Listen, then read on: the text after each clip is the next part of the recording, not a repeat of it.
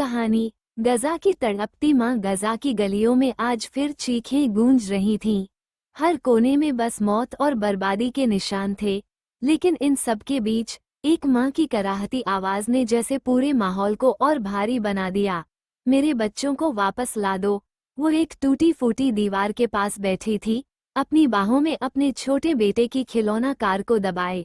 उसकी आंखें सूख चुकी थीं, लेकिन दिल अब भी आंसुओं से भरा हुआ था।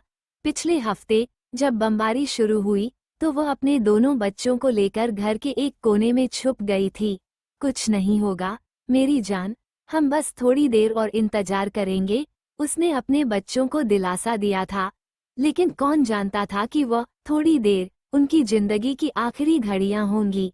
एक धमाका हुआ और सब कुछ बदल गया। उसका घर, जो कभी उसके सपनों का महल था, मलबे का ढेर बन चुका था।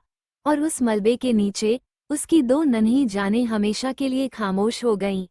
अब गजा की इस वीरान गली में वह अकेली बैठी थी। उसकी गोद खाली थी, लेकिन उसका दिल अपने बच्चों की यादों से भारी। कभी वह बच्चों की हंसी को याद कर मुस्कुराती, तो कभी उनकी तड़पती चीखें उसे अंदर से तोड़ देती। अल्लाह, क्यों? मैंने तो सिर्फ उनका बचपन मांगा था, उनकी हंसी, उनका प्यार। क्या ये मांगना गलत था? उसकी आवाज घुटकर रह गई। चारों ओर खामोशी थी, लेकिन उस खामोशी में उसकी कराहें और उसके बच्चों की यादें गूंज रही थीं। गजा की तड़पती माँ के दिल का दर्द उस वीरान गली में बस यूं ही तड़पता रहा। अंततः गजा की यह कहानी सिर्फ एक माँ की नहीं, बल्कि हर उस माँ की है जिसने युद्ध में अपने बच्चों को खो दिया। यह एक ऐसा दर्द है जिसे शब्दों में बयां करना मुमकिन नहीं।